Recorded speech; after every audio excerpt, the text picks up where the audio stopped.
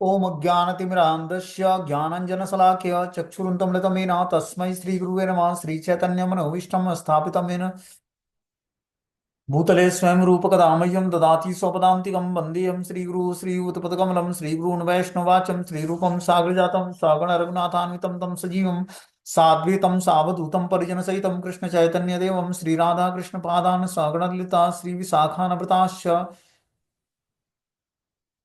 नित्यानंदम नमस्तुभ्यं प्रेमानंदप्रदायते कलौ कल्मस्य नाशाय जानवीपतये नमः। नमो महावदन्याय कृष्णप्रियं प्रदायते कृष्णाय कृष्णचैतन्य नामिने गौरद्विष नमः। पंचतत्वात्मकं कृष्णं भक्तरूपस्वरूपकं भक्तावतारं भक्ताख्यं नमामि भक्तिशक्तिकं। हे कृष्ण करुणा सिंधु दीनबंधु जगतपतये गोपेश गोपिकाकांत राधाकांत नमस्तुते। तप्त कांचन गौरांगे श्री राधे वृंदावनेश्वरी वृषभानुसुते देवी प्रणमामि हरिप्रिये। वाञ्छाकल्पतरुभ्यश्च कृपा सिन्धुभ्येव च पतितानां पावनेभ्यो वैष्णवेभ्यो नमो नमः। जय श्री कृष्ण चैतन्य प्रभु नित्यानंद श्री अद्वैत गदाधर श्रीवासादि श्री गौर भक्तवृंद। हरे कृष्णा कृष्ण कृष्णा हरे हरे, हरे राम राम राम हरे हरे। तो इसमें आज हम लोग को श्रीमद् भगवत गीता का 15वां अध्याय पुरुषोत्तम योग और श्लोक संख्या 13 नंबर पढ़ना है। बोलते हैं गामाविश्यम च भूतानि धारयामहं मोजसाम पुष्णामि चौषधिम सर्वा सोमो भूत्वा रसात्मकम्। मैं प्रत्येक लोक में प्रवेश करता हूँ और मेरी शक्ति से सारे लोग अपनी कक्षा में स्थित रहते हैं। मैं चंद्रमा बनकर समस्त वनस्पतियों को जीवन रस प्रदान करता हूँ। यहाँ भगवान बता रहे हैं कि मैं प्रत्येक लोक में प्रवेश करता हूँ और मेरी शक्ति से सारे लोग अपनी कक्षा में स्थिर होते हैं। भगवान सारे लोकों में प्रवेश करते हैं और इस कारण से मेरी शक्तियों से सारे लोग अपनी कक्षा में स्थित होते हैं। भगवान की शक्ति को धारण करके सारे लोग अपनी अपनी कक्षा में स्थिर होते हैं। मैं चंद्रमा बनकर समस्त वनस्पतियों को जीवन रस प्रदान करता हूँ। भगवान चंद्रमा के रूप में क्या करते हैं? समस्त वनस्पतियों को जीवन रस प्रदान करते हैं। ठीक है ना। चंद्रमा क्या करता है? शीतलता से सारे पौधों को जो है नरिशमेंट देता है। जैसे सूर्य के प्रकाश से सारे पौधे जो हैं हरे भरे हो जाते हैं और उसमें एनर्जी आती है, उसी तरह चंद्रमा क्या करती है? अपनी शीतलता बिखेर कर वनस्पतियों को जीवन रस प्रदान करता है। वनस्पतियों का पोषण जो है चंद्रमा से होता है। जो चंद्रमा से ओस गिरते हैं, चंद्रमा से जो शीतलता निकलती है, उससे जो है वनस्पतियों का पोषण होता है। बोलते हैं ऐसा ज्ञात होकर होता है कि सारे लोग भगवान की शक्ति से वायु में तैर रहे हैं। भगवान प्रत्येक अणु, प्रत्येक लोक और प्रत्येक जीव में प्रवेश करते हैं। इसकी विवेचना ब्रह्म संहिता में की गई है। उसमें कहा गया कि परमेश्वर का एक अंश परमात्मा लोकों में, ब्रह्मांड में, जीव में तथा अणु तक में प्रवेश करते हैं। अतः उनके प्रवेश करने से प्रत्येक वस्तु ठीक से दिखती है। जब आत्मा होती है तो जीवित मनुष्य पानी में तैर सकता है, लेकिन जब जीवित स्फुलिंग इस देह से निकल जाती है तो शरीर मृत हो जाता है और शरीर डूब जाता है। निसंदेह सड़ने के बाद यह शरीर तिनके तथा अन्य वस्तुओं के समान तैरता है, लेकिन मरने के तुरंत बाद शरीर पानी में डूब जाता है। इसी प्रकार ये सारे लोग शून्य में तैर रहे हैं और ये सब उनके भगवान की परम शक्ति के प्रवेश के कारण है। तो बता रहे हैं कि सारे लोग केवल भगवान की शक्ति से वायु में तैर रहे हैं। ठीक है ना। पूरे वायु में अनेकों ब्रह्मांड हैं और कुछ तो जल के ऊपर तैर रहे हैं, कुछ वायु में तैर रहे हैं। जैसे पृथ्वी जो है ये गोलाकार है और ये जल के ऊपर विराजमान है। ठीक है ना। तो जल के ऊपर कैसे विराजमान है? ये भगवान की शक्तियों को धारण करके जल के ऊपर विराजमान है, धरती। वही यहां पर बता रहे हैं कि जो है सारे लोग केवल भगवान की शक्ति से वायु में तैर रहे हैं। प्रत्येक और भगवान प्रत्येक अणु और प्रत्येक लोक और प्रत्येक जीव में प्रवेश करते हैं। भगवान प्रत्येक लोक में, प्रत्येक अणु में और प्रत्येक जीव में प्रवेश करके वो उसको शक्ति से संचारित करते हैं। इस कारण से वो वायु में या जल पर विराजमान होता है। इसकी विवेचना ब्रह्म संहिता में की गई है। उसमें कहा गया है कि परमेश्वर का एक अंश परमात्मा लोकों में, ब्रह्मांडों में, जीव में तथा अणु तक में प्रवेश करते हैं। जो परमात्मा के रूप में है वो हर जगह विद्यमान है। अंश में, परमात्मा में, लोकों में, ब्रह्मांड में, जीव में तथा अणु में, हर जगह भगवान प्रवेश कर जाते हैं। अतः उसमें प्रवेश करने से प्रत्येक वस्तु ठीक से दिखती है। जब आत्मा होता है तो जीवित मनुष्य पानी में तैर सकता है। जब शरीर में आत्मा निवास करती है परमात्मा के रूप में और आत्मा स्वयं भगवान का अंश है, तो जब आत्मा शरीर में होती है तो वो पानी में मनुष्य तैर सकता है। लेकिन और जो वही आत्मा शरीर से निकल जाए तो जीवित मनुष्य पानी में तैर नहीं पाएगा। मतलब वो आत्मा के निकलने के बाद वो मनुष्य पानी में तैर नहीं पाएगा, वो डूब जाएगा। लेकिन जब जीवित स्फुलिंग इस देह में से निकल जाता है तो शरीर मृत हो जाता है और शरीर डूब जाता है। निसंदेह सड़ने के बाद यह शरीर तिनके तथा अन्य वस्तुओं के समान तैरता है, लेकिन मरने के तुरंत बाद शरीर पानी में डूब जाता है। इसी प्रकार से ये सारे लोग शून्य में तैर रहे होते हैं, और यह सब उनमें भगवान की परम शक्ति के प्रवेश के कारण है। कि जब अपनी भगवान अपनी परम शक्तियों के साथ उसमें प्रवेश करते हैं आत्मा के रूप में, तो वो जो है जल में तैर रहा होता है मनुष्य। उसी तरह जब भगवान अपने ब्रह्मांड में, किसी भी ब्रह्मांड में भगवान अपने अंश रूप में प्रवेश करते हैं, तो वो ब्रह्मांड जो है हवा में तैर रहा होता है। उनकी शक्ति प्रत्येक लोक में उसी तरह हाँ में रहती है, जिस प्रकार धूल को मुट्ठी मुट्ठी में बंद रहने पर धूल के गिरने का भय नहीं रहता है, लेकिन ज्यों ही धूल को वायु में फेंक दिया जाता है वो नीचे गिर पड़ता है। इसी प्रकार ये सारे लोग जो वायु में तैर रहे हैं वास्तव में भगवान के विराट रूप की मुट्ठी में बंधे हुए हैं। तो जो है इस पूरे ब्रह्मांड को भगवान ने अपनी शक्तियों से संचारित करके और वायु में तैरा रखा है।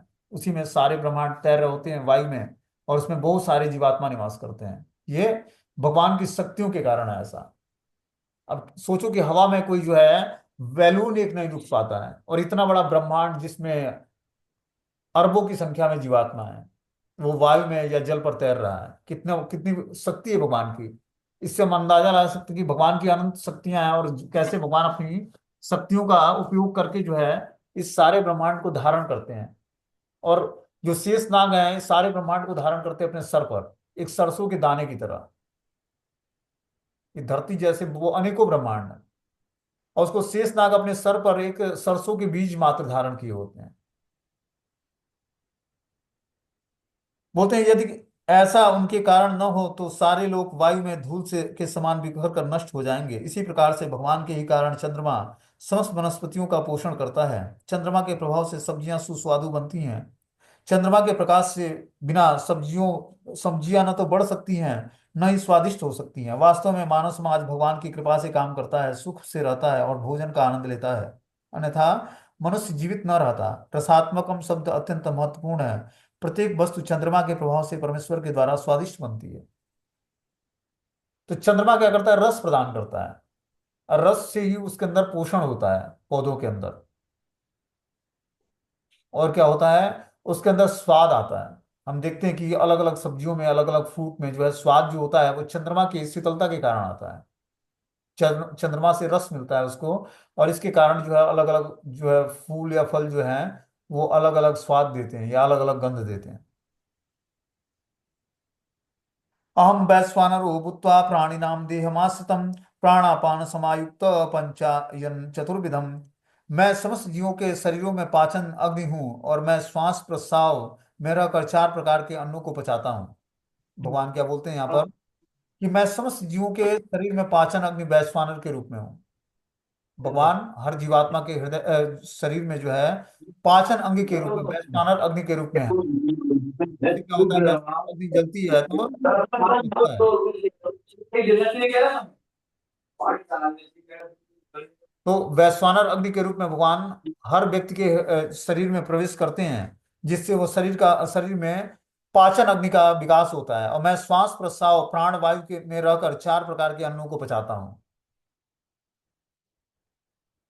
बोलते हैं आयुर्वेद शास्त्र के अनुसार अमाशय में अग्नि होती है, जो वहां पहुंचे भोजन को पचाती है। जब यह अग्नि प्रज्वलित नहीं रहती तो भूख नहीं लगती है, और जब अग्नि ठीक रहती है तो भूख लगती है। कभी कभी जब अग्नि मंद पड़ जाती है तो उपचार की आवश्यकता होती है। जो भी हो, यह अग्नि भगवान का प्रतिनिधि स्वरूप है। तो भगवान हम देखते हैं कि शरीर में वैश्वानर अग्नि के रूप में, पाचन अग्नि के रूप में वो भगवान का ही स्वरूप है। बता रहे हैं कि मैं समस्त जीवों में शरीर में पाचन अग्नि के रूप में हूँ, और श्वास प्रश्वास में रहकर चार प्रकार के अन्नों को पचाता हूँ।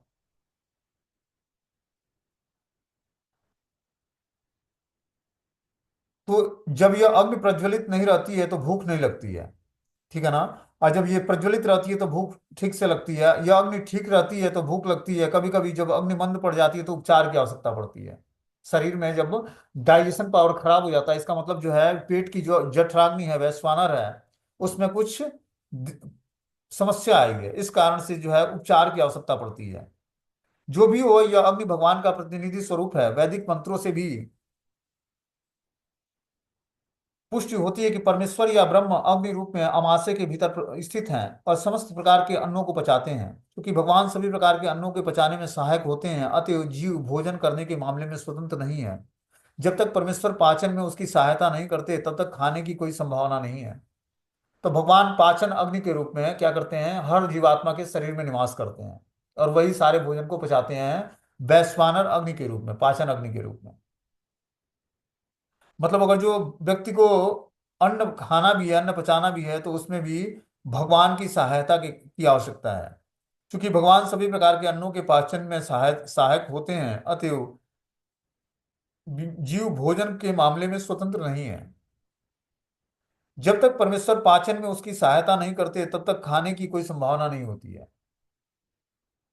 जब तक भगवान वैश्वानर अग्नि के रूप में हर जीवात्मा के शरीर में निवास नहीं करेंगे तब तक जो है उसका डाइजेशन ठीक नहीं होगा। और डाइजेशन ठीक नहीं होगा तो खाने की कोई संभावना ही नहीं रहेगी। इस प्रकार भगवान ही अन्न को उत्पन्न करते करते हैं, वही पचाते हैं, और उनकी कृपा से ही हम जीवन का आनंद उठा पाते हैं। तो अगर जो भगवान वैश्वानर अग्नि के रूप में मनुष्य के जठराग्नि में निवास न करें तो जो है मनुष्य भोजन को पचा नहीं पाएगा। ठीक है ना। आगे इसमें बता रहे हैं कि सर्वस्व चाहम हृदय सन्नविष्टो मत्तः स्मृति ज्ञानम अपोहनम च वेदस्य सर्वैरहमेव वेद्यम वेदांत कृत वेद विदेव चाहम। मैं प्रत्येक जीव के हृदय में आसीन हूँ और मुझी से स्मृति ज्ञान और विस्मृति होती है। मैं ही वेदों के द्वारा जानने योग्य हूँ, निसंदेह मैं वेदांत का संकलन करता और समस्त वेदों का जानने वाला हूँ। तो बता रहे हैं भगवान यहाँ पर कि मैं समस्त जीवों के हृदय में आसीन हूँ परमात्मा के रूप में, और मुझी से ही स्मृति ज्ञान और विस्मृति होती है। परमात्मा ही क्या करते हैं, हमें स्मृति प्रदान करते हैं, ज्ञान प्रदान करते हैं और विस्मृति प्रदान करते हैं। जैसा जो जिस आत्मा का, जिस जीवात्मा का जैसा जो है इच्छा होती है, उसी प्रकार भगवान उसको स्मृति ज्ञान और विस्मृति करा देते हैं। और जो कोई चाहे कि मैं भगवान को भूल जाऊं तो भगवान हृदय में बैठे परमात्मा उसको अपना स्मरण भूलवा देंगे। और चाहे कि मैं हमेशा भगवान कृष्ण को याद रखूं तो बैठे परमात्मा हृदय में उसको हमेशा कृष्ण का स्मरण दिलाते रहेंगे। निसंदेह मैं वेदांत का संकलन करता हूं और समस्त वेदों का जानने वाला हूं। भगवान ही वेदांत के संकलन करता है और समस्त वेदों का जानने वाले भगवान ही हैं। बोलते हैं परमेश्वर परमात्मा रूप में प्रत्येक जीव के हृदय में स्थित हैं और उन्हीं के कारण सारे कर्म प्रेरित होते हैं।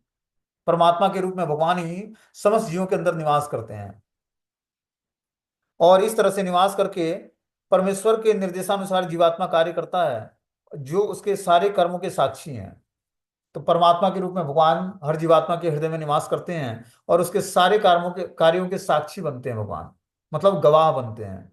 आप कोई भी कार्य करते हो आपको लगता होगा कि कोई देख नहीं रहा है, लेकिन भगवान हृदय में बैठे परमात्मा सब कुछ जानते हैं और वही जो है साक्षी बनते हैं हमारे कर्मों के। आपने जो गलती किया है तो हो सकता है कि सबसे छिप जाए, लेकिन हृदय में बैठे जो परमात्मा है उनसे नहीं छिपेगा और उसी ब्याह पर आपको सजा मिलेगी। अतः वो अपने विगत कर्मों के अनुसार कार्य करना प्रारंभ करता है। इसके लिए आवश्यक ज्ञान और स्मृति उसे प्रदान की जाती है, लेकिन वह विगत जीवन के विषय में भूलता रहता है। इस प्रकार भगवान न केवल सर्वव्यापी हैं अपितु वे प्रत्येक हृदय में अंतर्यामी भी हैं। वे विभिन्न कर्म फल प्रदान करने वाले हैं। वे न केवल निराकार ब्रह्म या अंतर्यामी परमात्मा के रूप में पूजनीय है अपितु वे वेदों के अवतार के रूप में भी पूजनीय है। वेद लोगों को सही दिशा बताते हैं जिससे वे समुचित ढंग से अपना जीवन ढाल सके और भगवान के धाम को वापस जा सके। तो वेदों के माध्यम से हमें अपने जीवन का वास्तविक उद्देश्य पता लगता है कि वास्तविक उद्देश्य तो भगवान कृष्ण तक पहुंचना है और कृष्ण को जानना है। तो जब ये उद्देश्य पता लगता है तो भगवान को अब जानना कैसे है, अब ये जो है वे हमें भगवत गीता बताता है। वेद हमें भगवान तक पहुंचाने का एक माध्यम है कि हम कृष्ण को भगवान के रूप में स्वीकार कर लें। अब भगवान के रूप में हमने अपना संबंध जान लिया कि भगवान कृष्ण ही पूर्ण पुरुषोत्तम भगवान है। अब भगवत गीता उस प्रयोजन को सिद्ध करने का माध्यम बताता है। वेद हमें संबंध बताते हैं भगवान कृष्ण से और भगवत गीता रास्ता बताता है, और अल्टीमेटली उस रास्ते पर चलकर प्राप्त क्या होना है ये बताता है। बोलते हैं इस प्रकार भगवान न केवल सर्वव्यापी हैं अपितु प्रत्येक हृदय के अंतर्यामी भी हैं। वे विभिन्न कर्म फल प्रदान करने वाले हैं। वे न केवल निराकार ब्रह्म और अंतर्यामी परमात्मा के रूप में पूजनीय हैं, अपितु वे वेदों के अवतार के रूप में भी पूजनीय हैं। लोगों को सही दिशा बताते हैं, जिससे वे समुचित ढंग से अपना जीवन ढाल सकें और भगवान के धाम को वापस जा सकें।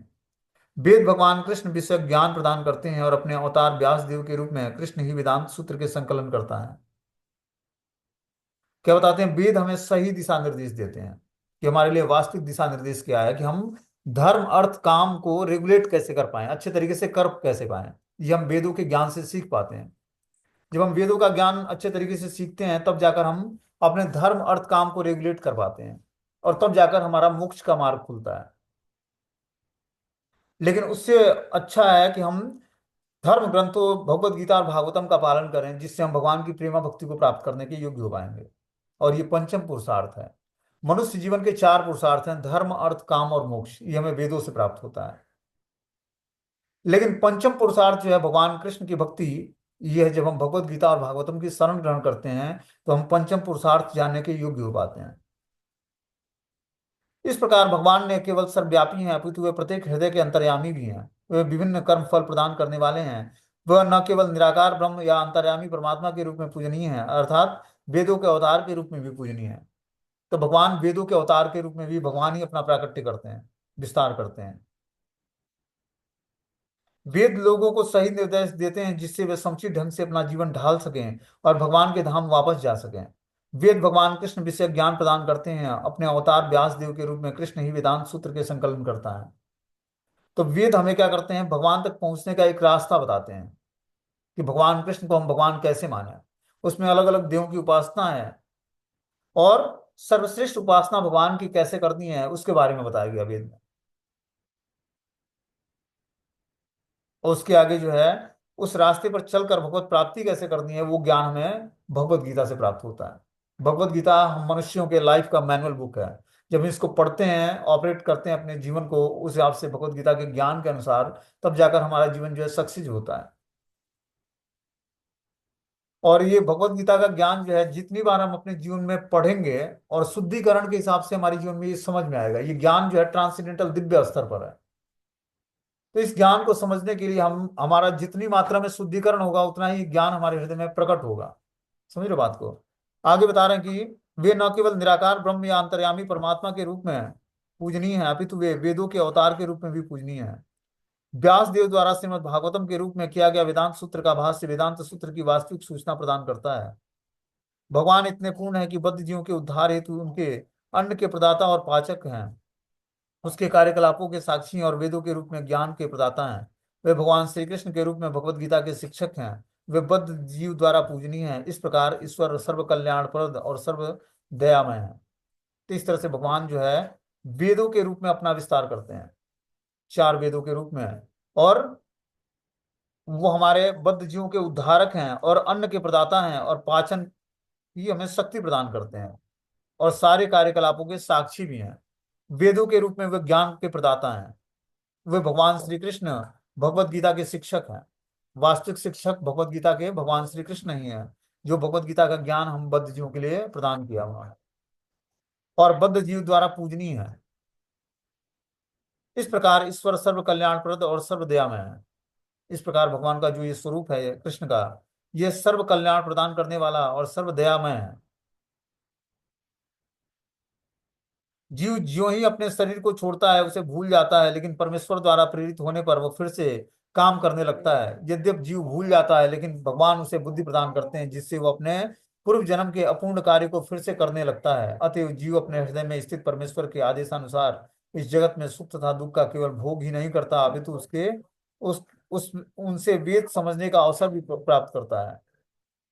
तो एक बार जब हमारे अंदर आध्यात्मिक चेतना जागृत हो जाएगी, ठीक है ना, तो क्या होगा कि हमें अब जो हमारा जीवन चेंज भी होता है, जीवन परिवर्तन भी होता है, तो अगले जीवन में वो आध्यात्मिक चेतना बनी रहेगी। क्योंकि चेतना का हरासमेंट नहीं होता है। चेतना मन और बुद्धि के साथ, आत्मा के साथ नए शरीर में प्रवेश करती है। और देखते हैं कि जैसे हम भरत महाराज की स्टोरी में, भरत महाराज जो है पिछले जीवन में ब्राह्मण थे और चक्रवर्ती सम्राट थे। सब कुछ राजपाट छोड़कर उन्होंने भगवान की भक्ति को अडॉप्ट किया और हिरण के शरीर से आसक्त हो गए। लेकिन पिछले जन्म में उन्होंने, जब वो राजा थे भरत महाराज जो है चक्रवर्ती सम्राट, और जब सब कुछ त्याग करके जो है गंडकी नदी के तट पर बैठकर और योग में सिद्धि प्राप्त किया था उन्होंने, भगवान की प्रेमा भाव भक्ति को प्राप्त कर लिया था, तो उनके अंदर आध्यात्मिक चेतना जागृत हो गई थी। तो इस प्रकार जब आध्यात्मिक चेतना जागृत हो जाती है तो आध्यात्मिक चेतना का हरासमेंट नहीं होता है। चेतना ऐसी बनी रहती है, भले वो दूसरे शरीर में क्यों न प्रवेश कर जाए। तो हिरण के शरीर में भी उनकी चेतना जागृत अवस्था में थी, और वो जान पाए कि मैं पिछले जन्म में किस कारण से, मैं तो एक चक्रवर्ती सम्राट था और सब कुछ राजपाट छोड़कर हमने, और जो है भगवान की भक्ति करने के लिए हरिद्वार में गंडकी नदी के तट पर जो है भगवान की भक्ति करने के लिए हम तपस्या कर रहे थे शालिग्राम गांव में। लेकिन किस तरह हिरण के बच्चे से आसक्त होने के कारण मुझे इस जीवन में हिरण बनना पड़ा। ठीक है ना। फिर सब कुछ छोड़ के वो क्या करते हैं, कहाँ कालंजर पर्वत और कहाँ गंडकी जो है हरिद्वार, वो कालंजर पर्वत से हरिद्वार आ जाते हैं और फिर उसी महात्माओं के कुटिया के आसपास जहाँ वो पिछले जीवन में अपना जीवन गुजारा था। ये आध्यात्मिक चेतना का डेवलपमेंट। एक बार आध्यात्मिक चेतना जागृत हो जाएगी तो आपको समस्त पूर्व जन्म की इतिहास आपको याद रहेंगे। आप देखते हो कितने भक्तों को भी अपने पूर्व जीवन का इतिहास याद होता है, कि मैं किस कारण से पूर्व जन्म जन्म में भक्ति से विमुख हुआ था, या भगवान की भक्ति से कैसे मैं अपने रास्ते से हट गया था। और फिर जो है पूर्व चेतना याद आ जाती है। जैसे गजेंद्र था, गजेंद्र जो है जब तक अपने पत्नी बच्चों के साथ था तब तक उसकी आध्यात्मिक चेतना जागृत नहीं हुई।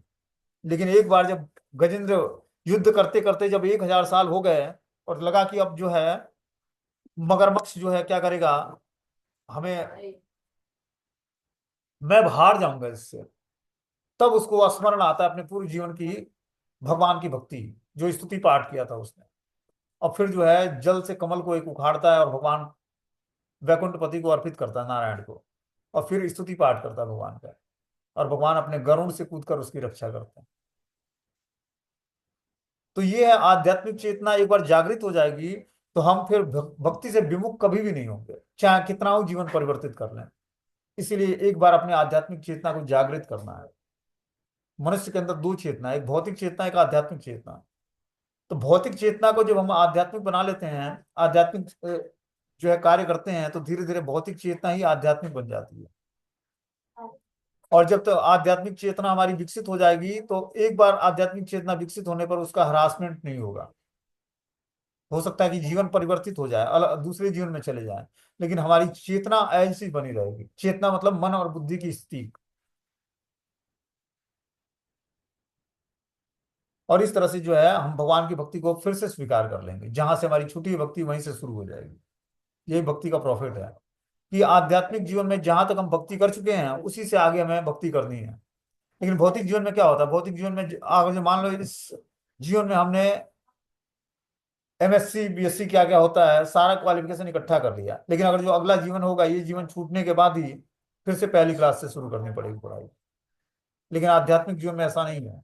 आध्यात्मिक जीवन में व्यक्ति का जो है एक बार उसके अंदर कॉन्शियसनेस, आध्यात्मिक कॉन्शियसनेस जागृत हो गई तो धीरे धीरे जो है वो चेतना उसको फिर अगले जीवन में वो चीजें रिवील कर देगा हृदय में जहां से उसने भक्ति को छोड़ा था।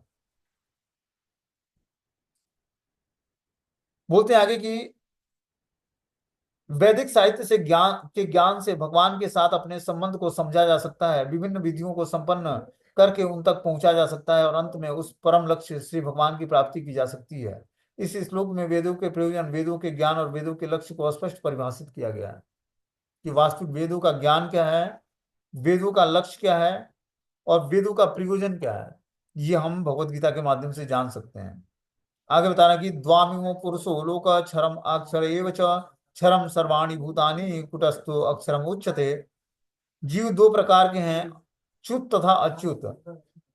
भौतिक जगत में प्रत्येक जीव च्युत होता है और आध्यात्मिक जगत में प्रत्येक जीव अच्युत होता है। बोलते हैं जैसा कि पहले बताया जा चुका है, भगवान ने अपने व्यास देव अवतार में ब्रह्म सूत्र का संकलन किया। भगवान ने यहाँ पर वेदांत सूत्र के विषय वस्तु का सार संक्षेप में दिया है। उनका कहना है कि जीव जिनकी संख्या अनंत है दो श्रेणी के में विभाजित है। तो जीवों की दो कैटेगरी बताई गई है, पहला है च्युत और दूसरा है अच्युत जीव। जीव भगवान के सनातन पृथकीकृत अंश हैं। जब उनका संसर्ग भौतिक जगत से होता है तो वे जीव भूत कहलाते हैं। यहाँ पर क्षर सर्वाणी भूतानी पद प्रयुक्त हुआ है, जिसका अर्थ है कि जीव च्युत है। लेकिन जो जीव परमेश्वर से एकत्व स्थापित कर लेता है वो अच्युत बन जाता है। जब तक हमारा भगवान से संबंध जागृत नहीं होता है तब तक हम च्युत कहलाते हैं। लेकिन जब हम भगवान से हमारा संबंध जागृत हो जाता है, एकाकार हो जाते हैं, तब हम क्या करते हैं, अच्युत कहलाते हैं। मतलब कभी ना च्युत होने वाला, कभी ना भौतिक संसार में गिरने वाला, उसको अच्युत बोलते हैं। जैसे भगवान का नाम है अच्युतम, ठीक है ना। तो अच्युतम का मतलब होता है कि कभी भी अपनी स्थिति से नीचे ना गिरने वाला। तो जब तक हम अपने इस पंचभूत शरीर से भौतिक चीजों का एसोसिएशन करेंगे, तब तक जो है हमारा हम अच्युत अवस्था को प्राप्त नहीं कर पाएंगे। तब तक हम अपने वास्तविक स्थिति को प्राप्त नहीं कर पाएंगे। और जब हम इससे आध्यात्मिक एक्टिविटी करेंगे, तब जाकर धीरे धीरे हम जो है वो अवस्था प्राप्त करेंगे जिसमें जो है हम अपने वास्तविक स्वरूप को जान पाएंगे। एकत्व का अर्थ यह नहीं है कि उनकी अपनी निजी सत्ता नहीं, बल्कि यह कि दोनों से भिन्नता नहीं है। वे सब सृजन के प्रयोजन को मानते हैं। निसंदेह आध्यात्मिक जगत में सृजन जैसी कोई वस्तु नहीं है। लेकिन चूंकि जैसा कि वेदांत सूत्र में कहा गया, भगवान समस्त उद्भवों के स्रोत हैं, अतएव यहाँ पर इस विचारधारा की व्याख्या की गई है। भगवान श्री कृष्ण के कथनानुसार जीव की दो श्रेणियां हैं। वेदों में इसके प्रमाण मिलते हैं, अतः इसमें संदेह करने का प्रश्न नहीं उठता है। इस संसार में संघर्षरत सारे जीव मन तथा पांच इंद्रियों से युक्त शरीर वाले हैं, जो परिवर्तनशील होता है। जब तक जीव बद्ध है, तब तक उसका शरीर पदार्थ के संसर्ग में से बदलता रहता है। क्योंकि पदार्थ बदलता रहता है, इसलिए जीव बदलते रहते हैं। लेकिन आध्यात्मिक जगत में शरीर पदार्थ से नहीं बनता, अतः उसमें परिवर्तन नहीं होता है। भौतिक जगत में जीव छह परिवर्तन से गुजरता है। जब तक जीवात्मा भौतिक शरीर में है और भौतिक जीवन में है, तब तक उसके अंदर छह प्रकार के परिवर्तन होते हैं। क्या होते हैं? जन्म होता है, वृद्धि होता है, अस्तित्व में आता है, प्रजनन करता है, क्षय होता है और विनाश हो जाता है। इस छह तरह के परिवर्तन इस भौतिक संसार में, भौतिक शरीरों में होता है। भौतिक शरीर के परिवर्तन है, लेकिन आध्यात्मिक जगत में शरीर परिवर्तन नहीं होता है। वहां न तो जरा है, न जन्म है, न मृत्यु है। वे सब एक एक एक क्या अवस्था में रहते हैं? क्षर सर्वाणि भूतानि। जो भी जीव, आदि जीव ब्रह्मा से लेकर क्षुद्र चींटी तक भौतिक प्रकृति के संसर्ग में आता है, वो अपना शरीर बदलता है। अतः ये सब क्षर तथा च्युत कहलाते हैं। किंतु आध्यात्मिक जगत में वे मुक्त जीवात्मा सदा एक क्या अवस्था में रहते हैं? ये आध्यात्मिक जगत में है ना तो जन्म है, ना मृत्यु है, ना बुढ़ापा है, ना रोग है। इस कारण से वो उसमें कोई परिवर्तन नहीं होता है, हमेशा सच्चिदानंद स्वरूप में रहता है। लेकिन जब जीवात्मा इस भौतिक संसार में पंचभूतों से बना शरीर में धारण करके और भौतिक संसार में रहता है, तब तक उसके अंदर छह प्रकार के शरीर में परिवर्तन होते हैं। बोलते हैं उस उत्तम पुरुषत्वन्यम परमात्मे उदाहृतम यह लोकत्रय महाविश्यम विभ्रत्य वय ईश्वर। इन दोनों के अतिरिक्त एक परम पुरुष परमात्मा है, जो साक्षात अविनाशी भगवान है और तीनों लोकों में प्रवेश करके उसका पालन कर रहे हैं। तो क्या बोलते हैं कि इन दोनों के अतिरिक्त एक परम पुरुष परमात्मा है।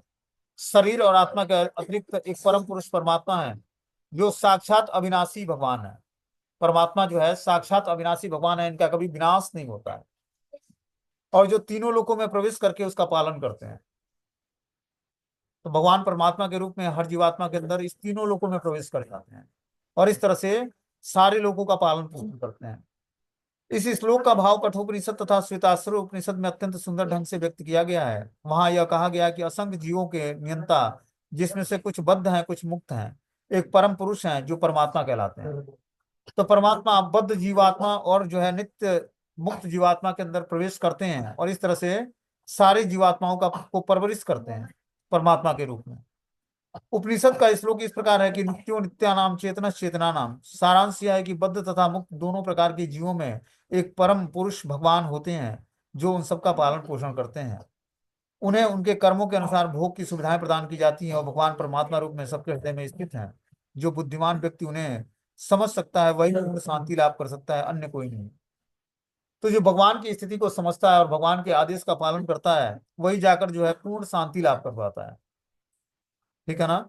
भगवान की स्थिति मतलब परमात्मा जो हृदय में निवास करते हैं, जब व्यक्ति उनके इंडिकेशन को समझता है, सुनता है, जानता है और उस अनुसार अपने जीवन को जीने का प्रयास करता है, तभी जाकर उसको पूर्ण शांति मिलती है और जो है वो व्यक्ति बुद्धिमान कहलाता है। आगे इसमें 18वें श्लोक में बता रहे हैं कि यस्माक्षरम मतितो अहम अक्षरादपि चोत्तम अतो अस्मि लोके वेदे स प्रथितम पुरुषोत्तम। चूंकि मैं क्षर तथा अक्षर दोनों के परे हूँ और चूंकि मैं सर्वश्रेष्ठ हूँ, अतएव मैं इस जगत में तथा वेदों में परम पुरुष के रूप में विख्यात हूँ। भगवान क्या बता रहे हैं इस श्लोक में कि मैं क्षर तथा अक्षर दोनों के परे हूँ। चूंकि मैं सर्वश्रेष्ठ हूँ, अतएव मैं इस जगत में तथा वेदों में परम पुरुष के रूप में विख्यात हूँ। भगवान क्षर तथा अक्षर दोनों से परे हैं, इसलिए वो परम पुरुष के रूप में इस जगत में और वेदों में परम पुरुष के रूप में विख्यात हैं। भगवान कृष्ण से बढ़कर कोई नहीं है, न तो कोई बद्ध जीव न ही मुक्त जीव। भगवान की स्थिति पूर्ण रूपेण सच्चिदानंद प्लेटफॉर्म पर है, और बद्ध जीव चाहे मुक्त जीव जो है वो भगवान पुरुषोत्तम की बराबरी नहीं कर सकता है। अतएव वो भगवान कृष्ण जो है पुरुषोत्तम कहलाते हैं, पुरुषों में उत्तम कहलाते हैं। अब यह स्पष्ट हो चुका है कि जीव तथा भगवान व्यष्टि है। अंतर इतना ही है कि जीव चाहे बद्ध अवस्था में रहे या मुक्त अवस्था में, वह शक्ति में भगवान की अकल्पनीय शक्तियों से बढ़कर नहीं हो सकता है। तो कोई जीवात्मा या मुक्त अवस्था में हो या बद्ध अवस्था में हो, लेकिन भगवान की जो अकल्पनीय शक्ति से उससे बढ़कर कोई जीवात्मा नहीं है। यह सोचना गलत है कि भगवान तथा जीव समान स्तर पर हैं या सब प्रकार से एक समान है। इनके व्यक्तित्व में सदैव श्रेष्ठता और निम्नता बनी रहती है कि भगवान एक श्रेष्ठ पुरुष हैं और जो जीवात्मा है वो निम्नतर स्तर पर है। भगवान परम पुरुष हैं और जीवात्मा जो है बहुत ही निम्न स्तर पर है भगवान से। उत्तम शब्द अत्यंत सार्थक है, भगवान से बढ़कर कोई नहीं है। लोके शब्द पौरुष आगम के लिए आया है, जैसा कि निरुक्त कोश में पुष्टि की गई है कि वेदों का प्रयोजन स्मृति शास्त्रों में विवेचित भगवान के अंतर्यामी परमात्मा स्वरूप का भी वेदों में वर्णन हुआ है। तो भगवान जो अंतर्यामी परमात्मा के रूप में निवास करते हैं उसका वेदों में भी वर्णन है कि अंतर्यामी परमात्मा के रूप में हर जीवात्मा के अंदर कैसे भगवान निवास करते हैं। शरीर से निकलकर परम आत्मा का प्रवेश निराकार ब्रह्म ज्योति में होता है, तब वे अपने इस आध्यात्मिक स्वरूप में बने रहते हैं। इस प्रकार परम आत्मा ही परम पुरुष कहलाते हैं। इसका अर्थ यह है कि परम पुरुष अपना आध्यात्मिक तेज प्रकट तथा प्रसारित करते रहते हैं और यही चरम प्रकाश है। उस परम पुरुष का एक स्वरूप है अंतर्यामी परमात्मा। तो इस तरह से भगवान परमात्मा के रूप में, अंतर्यामी परमात्मा के रूप में हर जीवात्मा के अंदर निवास करते हैं और उसको जो है बुद्धि प्रदान करते हैं। आगे इसमें बता रहे हैं कि यो मामेव सम्मूढ़ो जानाति पुरुषोत्तम स सर्वभावेन भारत। जो कोई भी मुझे संशय रहित होकर पुरुषोत्तम भगवान के रूप में जानता है वह सब कुछ जानने वाला है। ठीक है। बताते हैं कि जो कोई मुझे संशय रहित होकर, मतलब मुझ में संशय नहीं करता है और इस तरह पुरुषोत्तम के रूप में हमारा परिचय जानता है, वह सब कुछ जानने वाला है। अतएव हे भरत पुत्र अर्जुन, वह व्यक्ति मेरी पूर्ण भक्ति में रत हो जाता है। जब हम भगवान को पूर्ण पुरुषोत्तम भगवान के रूप में जान जाते हैं बिना संशय के, तब जाकर हम भगवान की भक्ति में पूर्ण रूपेण रत हो पाते हैं। जैसे जब तक अर्जुन भगवान कृष्ण को भगवान के रूप में स्वीकार नहीं किया, भगवान के विराट रूप का दर्शन नहीं किया, तब तक जो है पूर्ण रूपेण उनकी आज्ञा का पालन करने के योग्य नहीं हो पाया। उसी तरह जब हम बिना संशय के भगवान को पूर्ण पुरुषोत्तम भगवान के रूप में मानते हैं और जानते हैं, तब जाकर हम जो है पूर्ण ज्ञान में, पूर्ण भक्ति में रत हो पाते हैं। मतलब पूर्ण भक्ति प्राप्त करने के लिए व्यक्ति को संशय रहित होकर पूर्ण पुरुषोत्तम भगवान को, कृष्ण को पूर्ण पुरुषोत्तम भगवान के रूप में स्वीकार करना पड़ेगा, तभी वो उनकी भक्ति में सफलता प्राप्त करेगा। जीव तथा भगवान की स्थिति के विषय में अनेक दार्शनिक उहापोह रहते हैं। इस श्लोक में भगवान स्पष्ट बताते हैं कि जो भगवान कृष्ण को परम पुरुष के रूप में जानते हैं वह सारी वस्तुओं का ज्ञाता है। तो जो भगवान कृष्ण को परम पुरुष के रूप में जान गया वही उसके ज्ञान की पूर्ण अवस्था है। ज्ञान की पूर्ण अवस्था है कि कृष्ण को भगवान के रूप में स्वीकार कर देना, भगवान के रूप में जान जाना। अपूर्ण ज्ञाता परम सत्य के विषय में केवल चिंतन करता है, जबकि पूर्ण ज्ञाता समय का अपव्यय किए बिना सीधे ही कृष्ण भावनामृत में लग जाता है। जिसको भगवान का पूर्ण ज्ञान नहीं है वो जो है चिंतन करता है सत्य, परम सत्य के रूप में भगवान का। लेकिन जो पूर्ण ज्ञान है वो समय का अपव्यय नहीं करता है। पूर्ण ज्ञान में स्थिर होकर कृष्ण को भगवान के रूप में स्वीकार करता है और कृष्ण भावनामृत में लग जाता है, अर्थात भगवान की भक्ति करने लगता है। संपूर्ण भगवत गीता के पग पग पर इस तथ्य का पर बल दिया गया है। फिर भी भगवत गीता में के कुछ ऐसे कट्टर भाष्यकार हैं जो परमेश्वर तथा जीव को एक ही मानते हैं। कुछ ऐसे भी भाष्यकार हैं जो टीकाएं लिखते हैं भगवत गीता में, उनका मानना है कि परमेश्वर और जीव में कोई अंतर ही नहीं है। वैदिक ज्ञान श्रुति कहलाती है, जिसका अर्थ है श्रवण करके सीखना। वास्तव में वैदिक सूचना कृष्ण तथा उनके प्रतिनिधि जैसे अधिकारियों से ग्रहण करना चाहिए। यहाँ पर कृष्ण ने हर वस्तु का अंतर सुंदर ढंग से बताया है, अतः इसी स्रोत से सुनना चाहिए। लेकिन जब व्यक्ति अनाधिकृत अधिकारियों से सुनता है तो उसको भगवत गीता का वास्तविक ज्ञान प्रकट नहीं होता है। तो वास्तविक ज्ञान हमें स्वीकार करने के लिए अधाकृत अधिकारी, मतलब जो प्रमाणिक गुरु शिष्य परंपरा से जो भगवत गीता आ रही है, उस जब हम भगवत गीता को ज्ञान को सीखेंगे समझेंगे, तब जाकर हम धीरे धीरे इसको, इसकी प्रमाणिकता को जान पाएंगे कि भगवत गीता का वास्तविक उद्देश्य तो कृष्ण भावनामृत की प्राप्ति है। यदि कोई व्यक्ति पूर्ण कृष्ण भावनामृत में रत रहता है, अर्थात भगवान की भक्ति करता है, तो यह समझना चाहिए कि उसके सारे वैदिक ज्ञान समझ लिया है। और जो कोई व्यक्ति पूर्ण ज्ञान में स्थिर होकर भगवान की भक्ति में तत्पर है, इसका मतलब उसको सारे वैदिक ज्ञान उसने समझ लिया है। वैष्णव परंपरा से यह कहा जाता है कि यदि कोई कृष्ण भक्ति में लगा रहता है, तो उसे भगवान को जानने के लिए किसी अन्य आध्यात्मिक विधि की आवश्यकता नहीं पड़ती है। ये कृष्ण भावनामृत का जो मार्ग है, ये हमें पूर्ण ज्ञान में स्थिर कर देता है, और आध्यात्मिक विधि की और कोई जानने का कोई मार्ग दूसरा नहीं है। बस आध्यात्मिक भक्ति करके ही भगवान की, और हम भगवान को पूर्ण रूपेण जान सकते हैं। वह ज्ञान की समस्त प्रारंभिक विधियों को पार कर चुका होता है, लेकिन यदि कोई लाखों जन्मों तक चिंतन करने पर भी इस लक्ष्य को नहीं पहुंच जान पाता है, श्री कृष्ण ही भगवान है और उनकी शरण ग्रहण करनी चाहिए, तो उसका अनेक जन्म का चिंतन व्यर्थ हो जाता है। तो चिंतन करके, चिंतन विधि से हम भगवान को नहीं जान सकते हैं। भगवान को जानने के लिए हमें कृष्ण भावनामृत के रास्ते को अपनाना पड़ेगा, तभी जाकर हम भगवान को जान पाएंगे। अगला लास्ट और आखिरी श्लोक है। इति गोत्तमं शास्त्रम निदम मुक्तम मया नघम एकं बुद्ध्या बुद्धिं ज्ञानस्य कृतं तस्य भारत। हे अनघ्य, यह वैदिक शास्त्रों का सर्वाधिक गुप्त अंश है जिसे मैंने अब प्रकट किया है। जो कोई इसे समझ लेता है वह बुद्धिमान हो जाता है और उसके सारे प्रयास पूर्ण होते हैं। क्या बता रहे हैं भगवान यहाँ पर, कि वैदिक शास्त्रों का सर्वाधिक गुप्त अंश है ये भगवत गीता, जिसे मैंने अब प्रकट किया है। जो कोई इसे समझ लेता है वह बुद्धिमान हो जाता है और उसके प्रयास पूर्ण हो जाते हैं। तो जो व्यक्ति भगवत गीता के ज्ञान को बुद्धिमत्ता पूर्वक समझ लेगा, उसके सारे प्रयास पूर्ण हो जाएंगे भक्ति में। इसीलिए भगवान ने भगवत गीता का ज्ञान दिया है कि आप इसको बुद्धिमानी से समझने का प्रयास करो, क्योंकि ये समस्त वैदिक शास्त्रों का सर्वाधिक गुप्त रहस्य है जो भगवान प्रकट कर रहे हैं गीता के माध्यम से। और जब व्यक्ति बुद्धिमत्ता पूर्वक इसको प्रयास पूर्वक समझने का प्रयास करता है, तब वो पूर्ण ज्ञान में स्थिर हो पाता है। बोलते हैं भगवान ने यहाँ पर स्पष्ट कहा है कि ये सारे शास्त्रों का सार है, और इसे भगवान ने इसे जिस रूप में कहा है उसी रूप में इसे समझा जाना चाहिए। भगवान ने जिस इस भगवत गीता के ज्ञान को जिस रूप में समझाने का प्रयास किया है, जब हम उसी रूप में समझते हैं, तब जाकर हम जो है मनुष्य बुद्धिमान बनता है और दिव्य ज्ञान में पूर्ण हो जाता है। भगवान के इस दर्शन को समझने तथा इनकी दिव्य सेवा में प्रवृत्त होने के लिए प्रत्येक व्यक्ति को प्रकृति के गुणों के समस्त कल्मश से मुक्त होना पड़ेगा। भगवत गीता के ज्ञान को धारण करने के लिए पहले हमें अपने को समस्त कल्मश से मुक्त करना पड़ेगा। तीन प्रकार के जो सतोगुण, रजोगुण और तमोगुण है, इस प्रवृत्ति से अपने को ऊपर उठाना पड़ेगा। भक्ति आध्यात्मिक ज्ञान की एक विधि है। जहां भी भक्ति होती है वहां भौतिक कल्मश से नहीं रह सकता है। भगवत भक्ति तथा स्वयं भगवान एक हैं, क्योंकि दोनों आध्यात्मिक हैं। भक्ति परमेश्वर की अंतरंग शक्ति के भीतर होती है। भगवान सूर्य के समान है और अज्ञान अंधकार को दूर करने वाले हैं। जहाँ सूर्य विद्यमान होता है वहां अंधकार का प्रश्न ही नहीं उठता है। अतएव जब भी प्रमाणिक गुरु के मार्गदर्शन के अंतर्गत भक्ति की जाती है, तो अज्ञान का प्रश्न ही नहीं उठता है। जिस तरह सूर्य जो है प्रकाश का द्योतक है, वहां अंधकार का प्रश्न ही नहीं उठता है जहां सूर्य की रोशनी फैलती है। उसी तरह जब व्यक्ति प्रमाणिक गुरु के मार्गदर्शन के अंतर्गत भक्ति करता है, तो जीवन में अंधकार या अज्ञानता का प्रकाश नहीं होता उसके। वो जो है अज्ञानता हट जाती है और प्रकाश का मार्ग उसको प्राप्त होता है। प्रत्येक व्यक्ति को चाहिए कि इस कृष्ण भावनामृत को ग्रहण करे और बुद्धिमत्ता तथा शुद्ध बनने के लिए भक्ति करे। तो वो बता रहे हैं यहाँ पर कि प्रत्येक व्यक्ति की बुद्धिमानी इसी में है कि वो कृष्ण भावनामृत को एडॉप्ट करे और बुद्धि को शुद्ध करे और भक्ति में लगे। जब तक कोई कृष्ण को इस प्रकार नहीं समझ लेता है और भक्ति में प्रवृत्त नहीं होता है, तब तक सामान्य मनुष्य की दृष्टि में कोई कितना बुद्धिमान क्यों ना, वो पूर्णता बुद्धिमान नहीं माना जाए।